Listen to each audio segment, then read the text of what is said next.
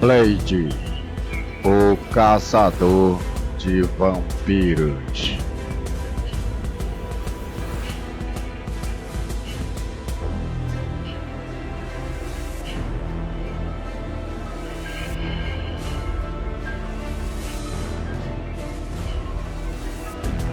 Direção: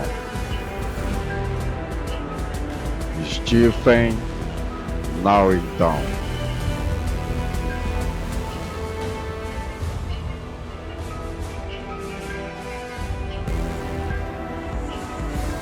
Roteiro: David S. Goyer.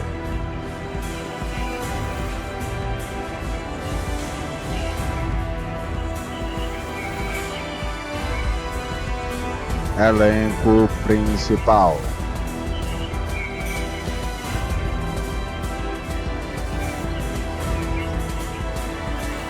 Wesley Snipes,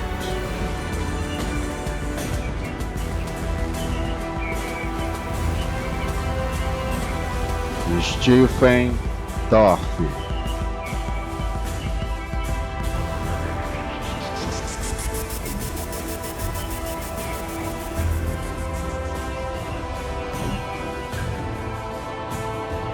Kris Kristofferson,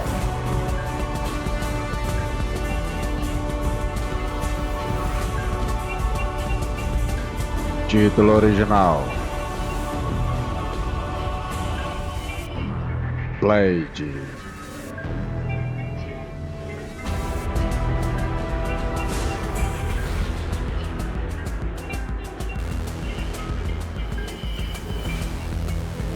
Após ser contaminado pelo sangue de uma criatura das trevas,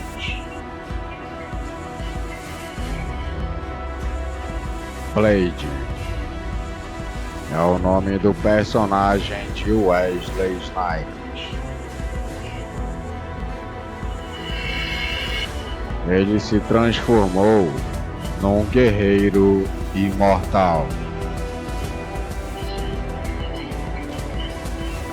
metade homem e metade vampiro. E desde então, ele dedica-se a caçar o líder dos mortos-vivos, Deacon Frost. personagem de Stephen Dorff, do elenco.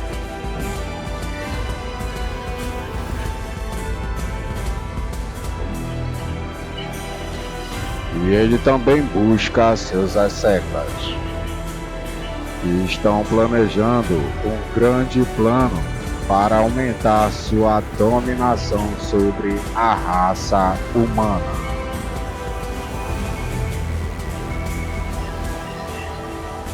E o meu nome é Wilkes, eu sou analista e crítico de filmes do cinema. E hoje eu estou trazendo uma análise completa aqui no canal desse filme, Blade, o Caçador de Vampiros. E antes da gente começar esse vídeo, eu quero te convidar a se inscrever no canal e deixar o seu like. Estamos na meta de atingir 10 mil inscritos aqui no canal.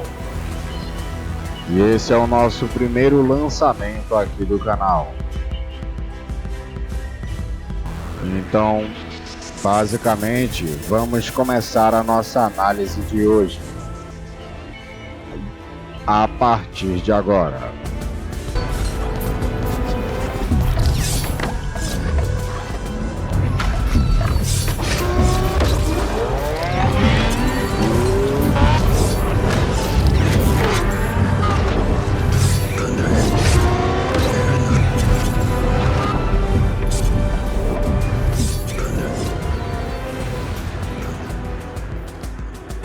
Bom, para início de conversa, numa época em que muitos filmes são construídos com visuais planos, ao estilo televisivo, de muitas pessoas paradas conversando. Os filmes baseados em histórias em quadrinhos representam uma das últimas grandes esperanças para um cinema visionário.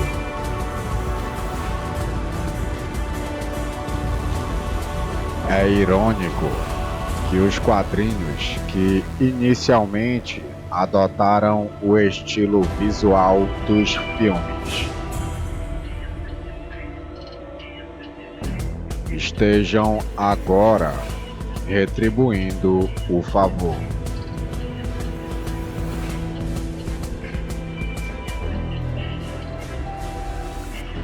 Blade, estrelado por Wesley Snipes, como um caçador de vampiros, envolvido em um apocalipse pela posse da Terra. Esse é um filme que preza por um estilo visual marcante, utiliza ângulos de câmera extremos, figurinos e cenários bizarros, sombras exageradas e cortes precisos entre planos gerais e closes extremos.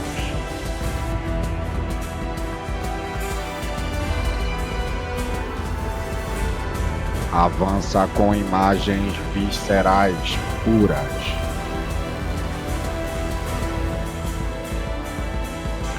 E é claro que qualquer pessoa que assistir ao filme pacientemente, na esperança de uma trama coerente, não ficará desapontada.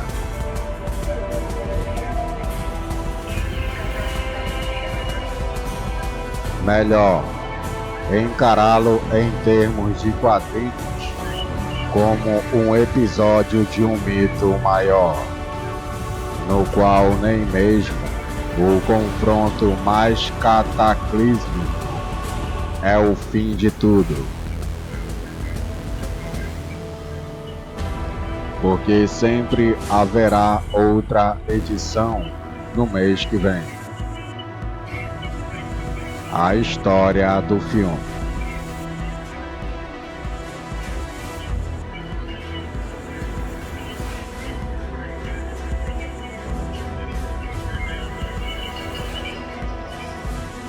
Como tantos outros mitos dos quadrinhos, envolve pessoas comuns que são conectadas por meio de um super-herói a um universo oculto que espreita sobre a realidade, ou como Blade diz a um jovem médico humano, abre aspas: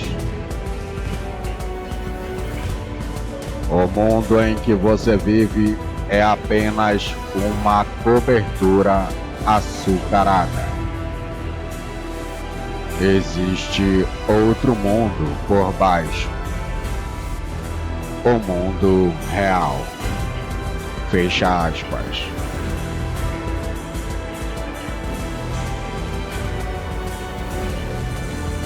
Blade, baseado em um herói da Marvel Comics, é interpretado por Wesley Snipes como um homem na fronteira entre humano e vampiro. A história de origem de Blade é a seguinte: a sua mãe foi mordida por um vampiro durante a gravidez, infectando seu filho, que viveu nas ruas até ser adotado por um homem chamado Whistler. Esse é o personagem do ator do elenco Kris Kristofferson.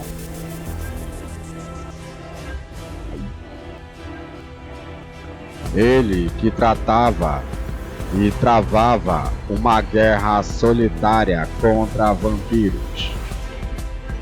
Agora, Blade já está adulto e é a ponta de lança dessa batalha, enquanto os vampiros espalham sua influência pelas principais cidades.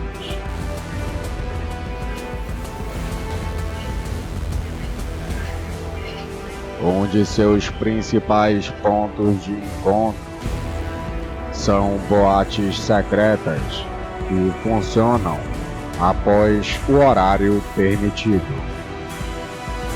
onde as vítimas são atraídas pela promessa de emoções proibidas, apenas para serem mordidas e convertidas em vampiras.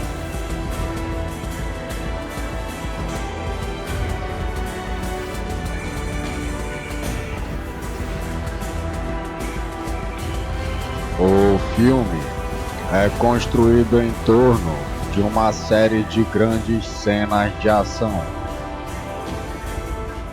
A primeira delas apresenta uma versão atualizada de um velho conhecido dos filmes de Hong Kong dos anos 70, que se chama A Guilhotina Voadora.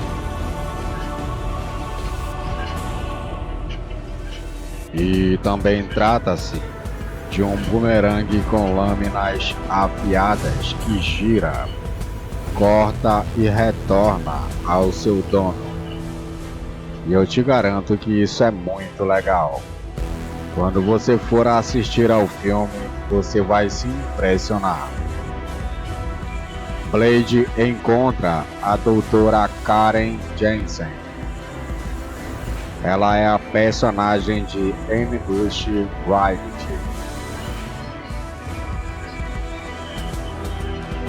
Ela é uma especialista em sangue que foi mordida por um vampiro gravemente queimado e trazida para tratamento de emergência.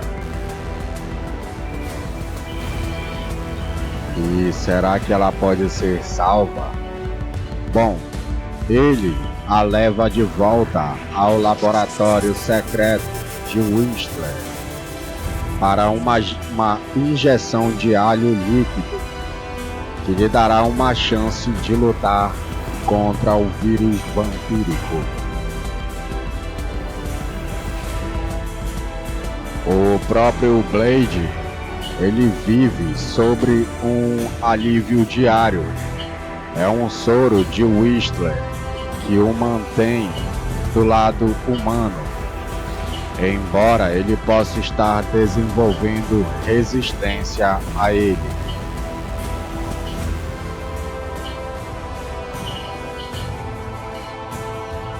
E contra Blade estão as forças do vampirismo, representadas por seu arqui-inimigo, que se chama Deacon Thrust. Ele é o personagem de Stephen Dorff. Ele é também meio humano e meio vampiro. E ele que sonha com uma revolta final dos vampiros contra os humanos e a conquista do mundo.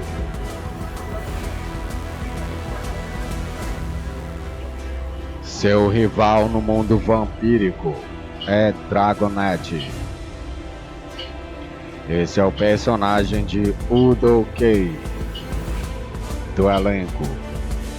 Ele é um vampiro puro que prefere o atual acordo no qual os vampiros controlam secretamente organizações importantes para salvaguardar seus interesses.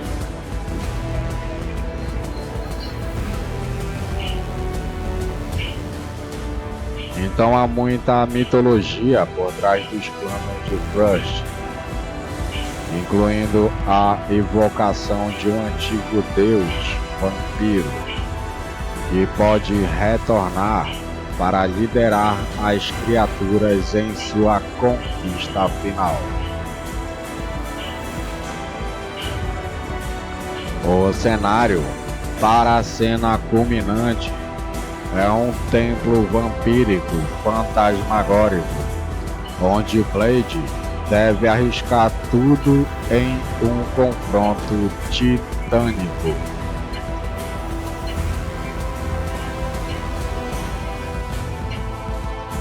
O filme, dirigido por Stephen Norrington, é mais um recente leva de filmes da New Line Cinema que combinam imagens históricas e imagens de histórias em quadrinhos, universo Noir e a herança visual do expressionismo alemão. Eu o classificaria em terceiro lugar, depois de o filme que se chama Cidade das Sombras e também outro filme que se chama Spawn. Este material está claramente caminhando na direção da animação pura, que é o visual que frequentemente tenta evocar. E há algumas cenas aqui que usam efeitos especiais para evocar a liberdade da animação em relação à gravidade de outras leis físicas.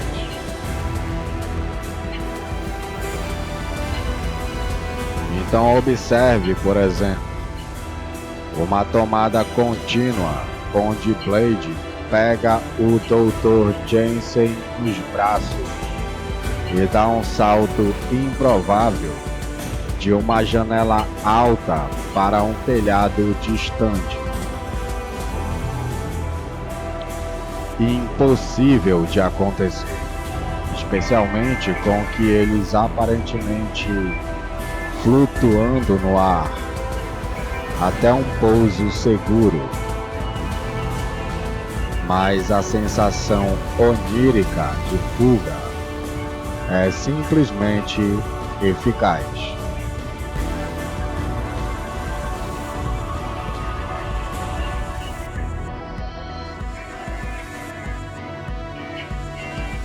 Wesley Snipes compreende o material profundamente e cria um Blade eficaz, porque sabe que o ingrediente principal de qualquer super-herói interessante não é a onipotência, mas sim a vulnerabilidade.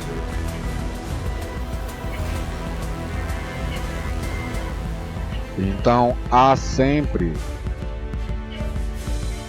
uma certa tristeza subjacente às personalidades dos grandes super-heróis, que receberam grande reconhecimento e grande conhecimento e também tons, mas poucos consolos em sua luta contra o mal.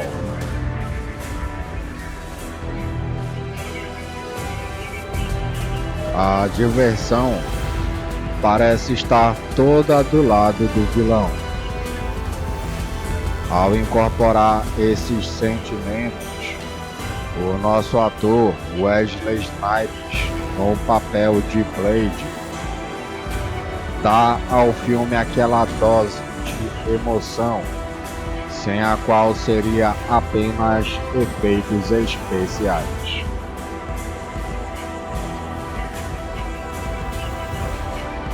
E claro que você precisa trazer algo de si, de preferência uma simpatia por toda a essência dos quadrinhos de super-heróis. Então este é o tipo de filme que fica melhor quanto mais você conhece o gênero.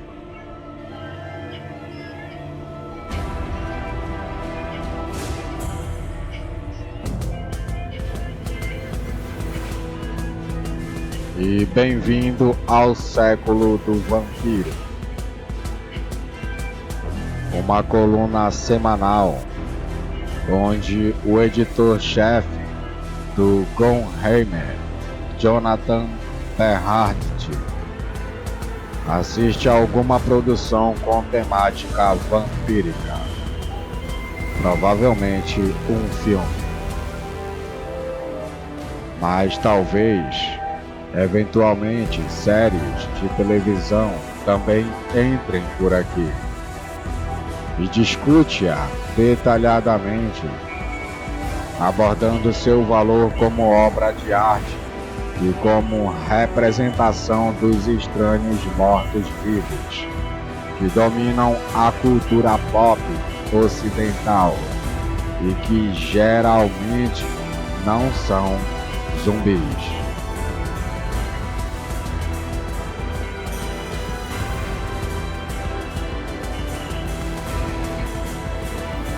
Bernhardt. Ele também fez a crítica de um filme de 2005, dirigido por Michael Goughran, o que se chama Batman vs Drácula. E Greg também analisou o filme, dirigido por Stephen Norrington, que é o tema do nosso vídeo, Blade, o Caçador de Vampiros. E ele trouxe várias análises, e parte das análises deles eu também assisti ao filme para me recapitular e tive o resultado que tecnicamente ele não errou em nada na análise dele. E eu vou te falar essa análise dele e minha agora.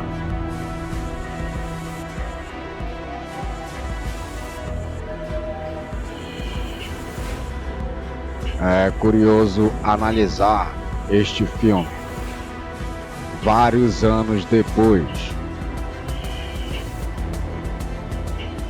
como filme de ação, é bem convencional, só que com mais elementos sobrenaturais, como filme de vampiros, e na verdade é consideravelmente sobrenatural, como adaptação de quadrinhos, que é o que ele é. É uma fera completamente diferente da maioria dos filmes do gênero. E não acho que Blade subverta gêneros. Ele é um filme de ação americano dos anos 90, do começo ao fim do filme.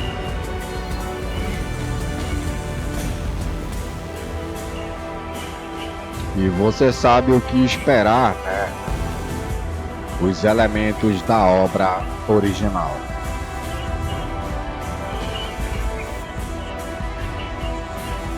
Nós temos os elementos de terror e os trechos de história policial.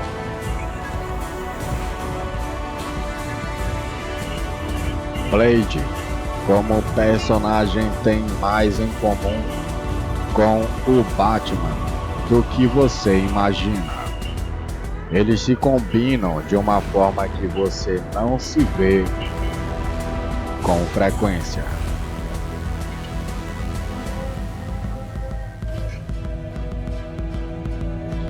E para começar, uma adaptação que não conta a história de origem, embora tenha lançado uma franquia curta para os padrões atuais. Blade simplesmente existe. Ele já sabe sobre os vampiros. Além disso, foi lançado no final da década de 1990, no período de calmaria, e os diálogos espirituosos atravessaram após o declínio da tendência de comédias de ação. Mas antes do boom de Joss Whedon nos anos 2000,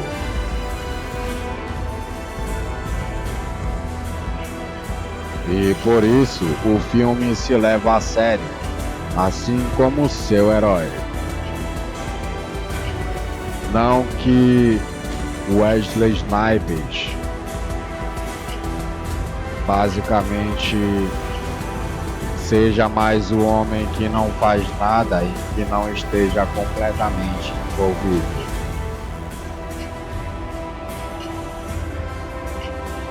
O que impressiona ao assistir agora é paradoxalmente o quão bom e banal tudo parece. E lembro-me de ter opiniões muito positivas sobre os figurinos, a trilha sonora e as cenas de ação. E eu reassisti e nada disso envelheceu. Nada é ruim. Nada parece particularmente ruim. E continua impressionante hoje em dia.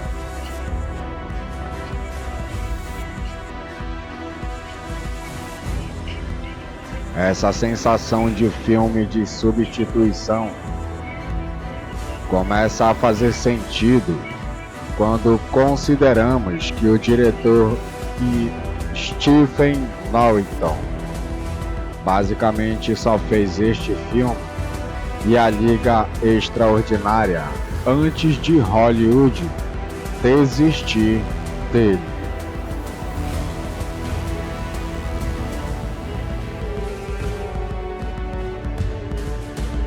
E o roteirista David S. Goyer construiu uma longa carreira, embora com trabalhos que poderíamos chamar generosamente de inconsistentes.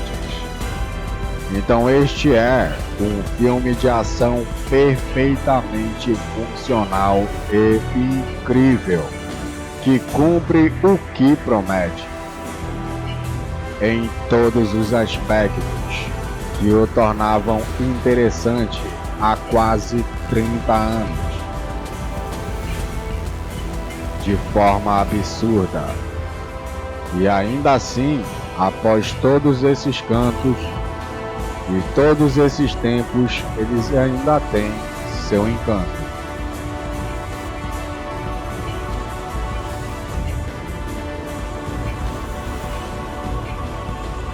Blade, ele começa em grande estilo, com a imagem mais marcante de todo o filme.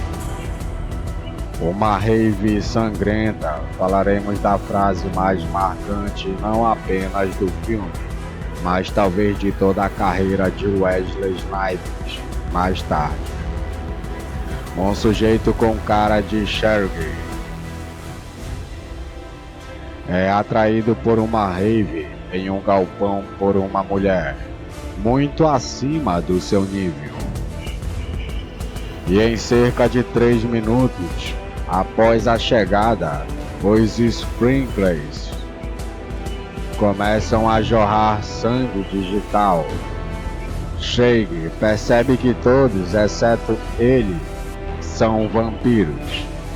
E Blade aparece com seu traje característico, sobretudo, e também katana. E então Blade elimina uma horda de vampiros.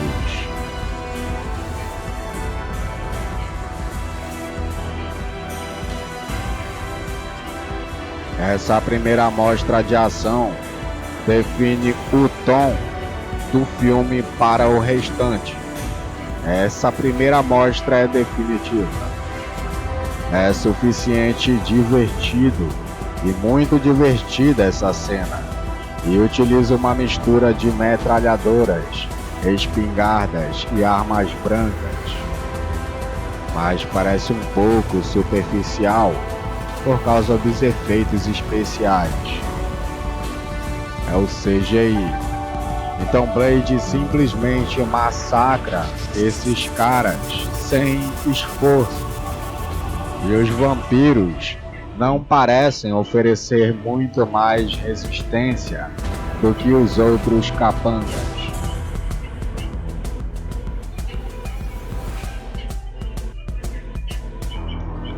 É válido estabelecer o herói com um cara durão e intocável em sua cena de luta de apresentação, mas ele também não parece estar se esforçando. Parece um pouco normal, como se nada estivesse acontecendo. Ele incendeia um vampiro chamado Kim.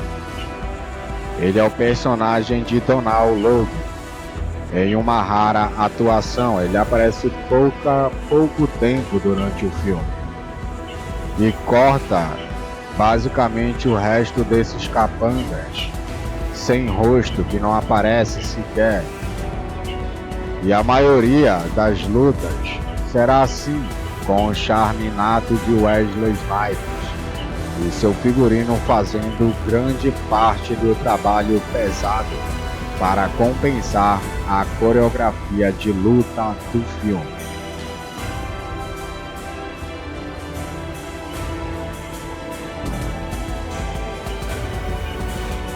A porta do trem abriu e a próxima parada de Blade é o necrotério.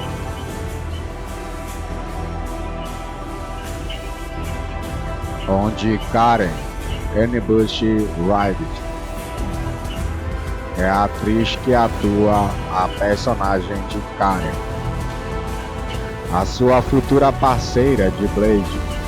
Ela está ajudando o seu ex-namorado, e digamos que ele é um babaca, digamos assim, que só faz merda e não sabe tratar bem uma mulher. e perdedor na autópsia do cara que o Blade acabou de eliminar.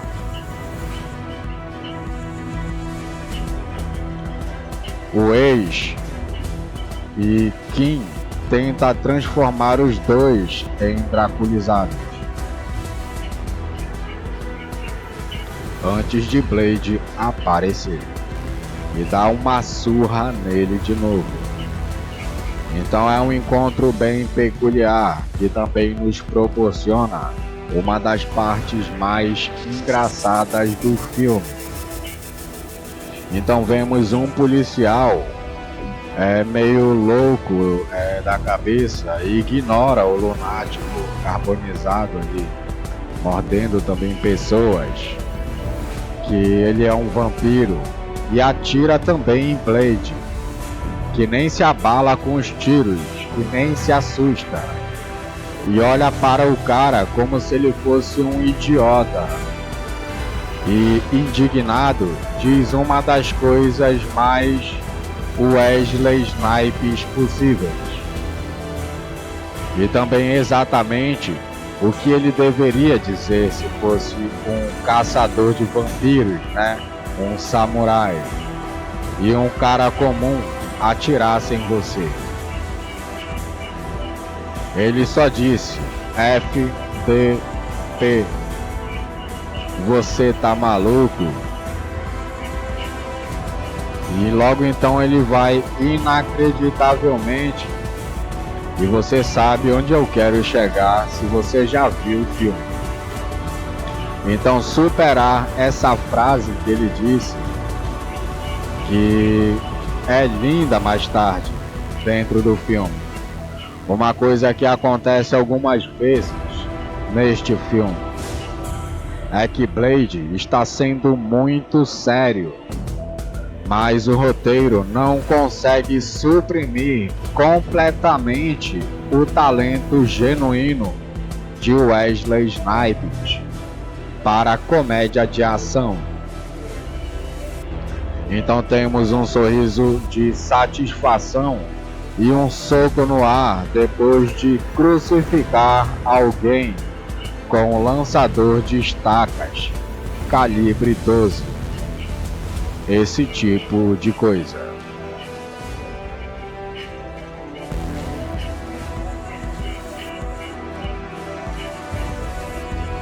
E completando esse elenco, temos Whistler, né? Como eu já falei novamente. Ele é interpretado por Kris Kristofferson do elenco.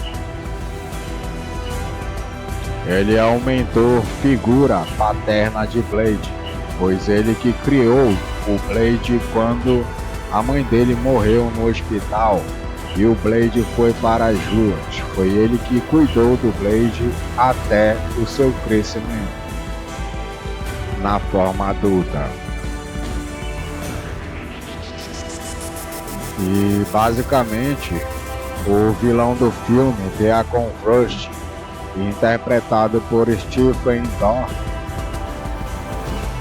Deacon Frost, ele é apresentado levando uma bronca de seu chefe, que é outro vampiro, que ele é chamado de Udo Kier, que de alguma forma já participou de uns 4 filmes que basicamente esta coluna já abordou. E basicamente Dorff está roubando a cena aqui.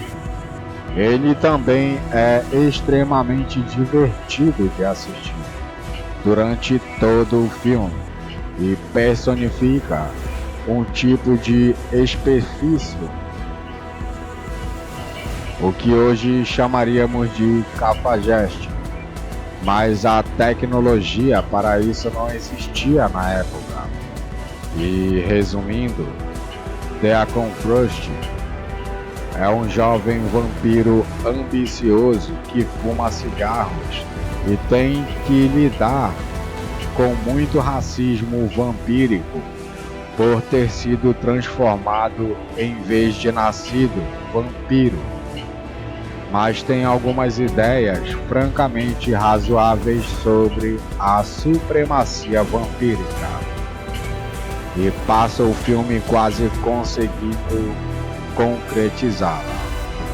Ele é demais.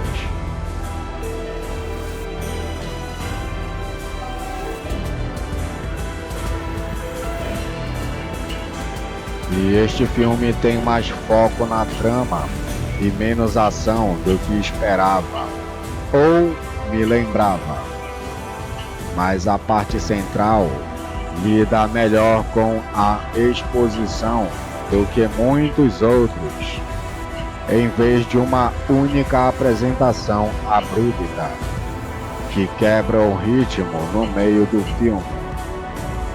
A informação é revelada aos poucos por meio de algumas cenas que parecem saídas de videogame.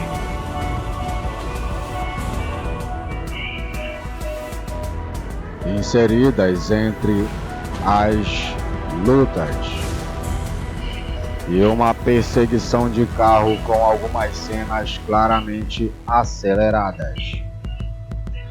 Essas cenas geralmente se passam na base de Blade, onde Whistler está fazendo coisas de moças bonitas, abastecendo o carro potente de Blade enquanto fuma cigarro, ou conversando com Deacon Frost na biblioteca, onde ele vai ouvir uma música trance.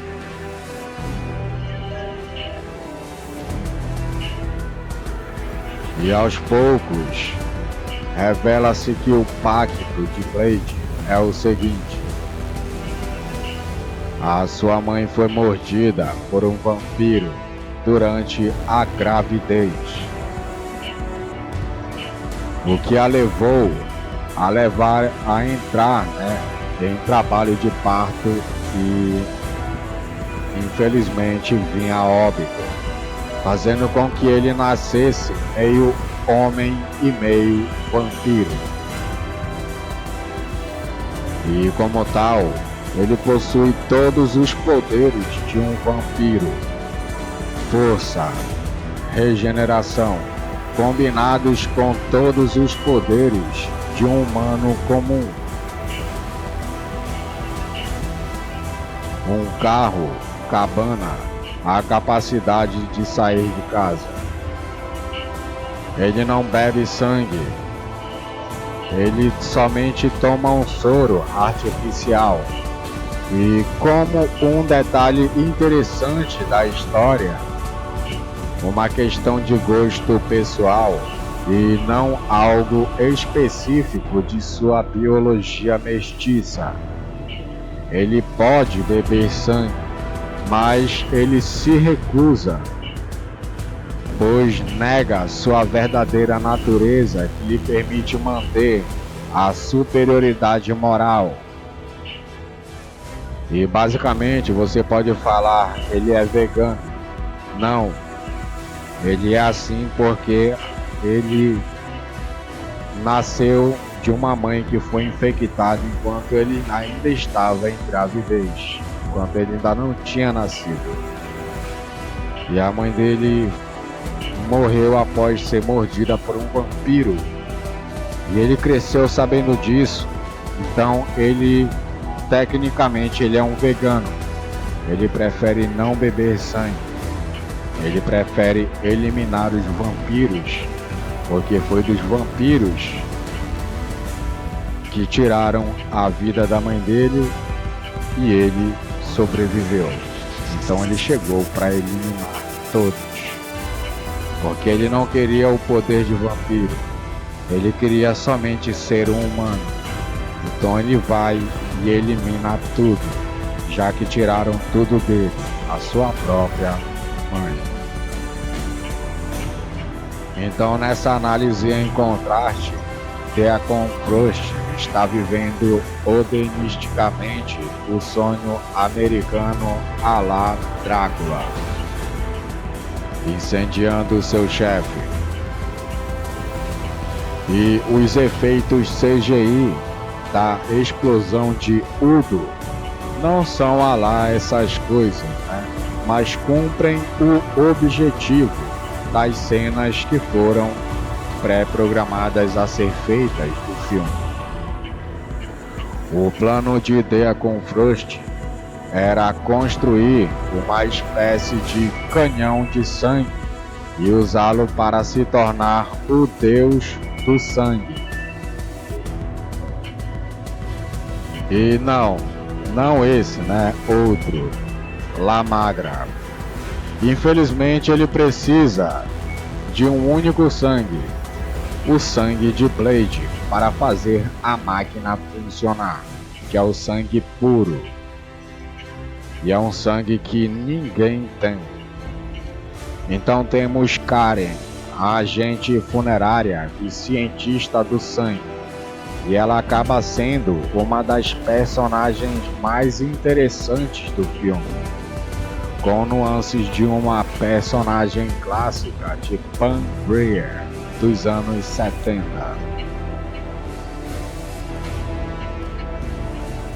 Ela aprende rápido e se adapta ao assassino quase que imediatamente, e sua competência entusiasmática a posiciona muito mais como uma parceira ou co-protagonista do que um interesse romântico.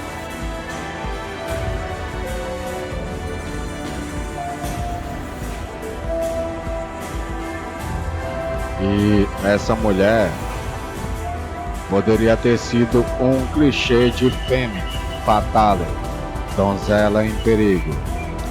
Mas Blade, o filme e a personagem nunca demonstra o menor interesse em relegá-la a esse papel.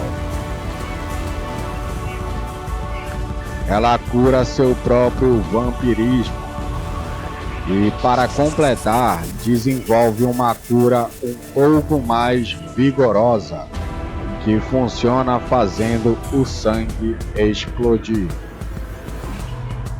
É uma pena que ela não aparece nas outras sequências, como no Blade 2 e Blade 3. Que é o Blade 2 é o Trinity e temos o Blade 3. E vai sair o 4 agora, né, em 2026.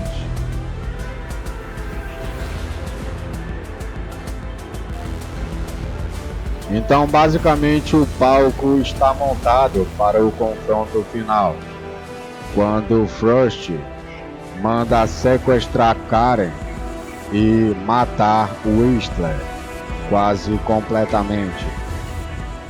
Então Blade chegou um pouco tarde demais para fazer muita coisa além de terminar de matá-lo.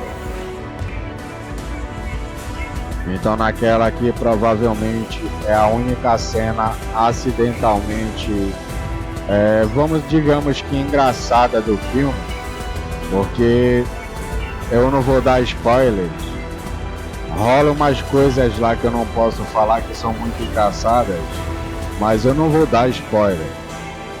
E também porque a música me diz que deveria ser emocionante, mas eu simplesmente não consegui superar o absurdo de Whistler ter se suicidado nobremente com a pistola metralhadora comicamente enorme do próprio Blade.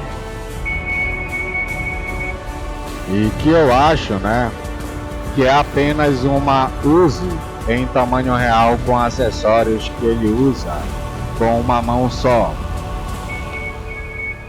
E a situação digamos que é meio icônica, e isso é seguido por uma versão inexplicável da clássica sequência de preparação de filme de ação, onde Blade medita, carrega granadas, espingardas e por algum motivo joga um vaso de plantas no chão. Acredito que ele não aceitou o inaceitável.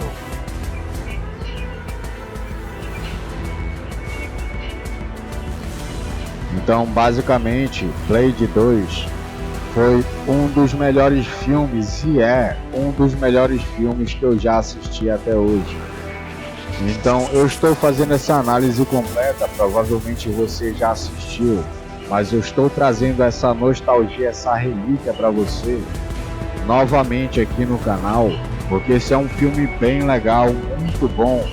Ele contém cenas de ação muito bem feitas e traz aquela rave de vampiros, entendeu? Aquele gore que é muito surreal. Este foi o filme que salvou a Marvel da falência, por incrível que pareça, porque antes de Blade, a Marvel estava em falência. E quando ela lançou o Blade, esse filme explodiu a Marvel e jogou ela nos altos ares. E é por isso que eu estou fazendo essa análise hoje, trazendo esse vídeo aqui para vocês. Porque até hoje esse filme voa. E ele sempre vai ser um dos melhores filmes nostálgicos que eu já vi. Sem comparações, eu recuso imitações. Então basicamente eu vou ficando por aqui. Essa é a minha análise de hoje, beleza? Esse é o nosso primeiro lançamento do canal, beleza? Nosso primeiro vídeo, nossa primeira análise. Eu espero que você tenha gostado. Se você quiser dar aquele apoio para nós, deixa seu like aí, beleza? Dá aquela força aí. Se inscreve, compartilha aí com seus amigos e faz o que você quiser, beleza? Manda o YouTube aí para ver se o YouTube deixa nós subir aí e levar essa nostalgia para mais pessoas igual você que está assistindo agora, beleza? Então vou ficando por aqui. Fica agora com a nossa intro final e até o próximo vídeo. Meu nome é Wilke Souza. Esse é o canal Tela Máxima. Até o próximo vídeo. Tchau.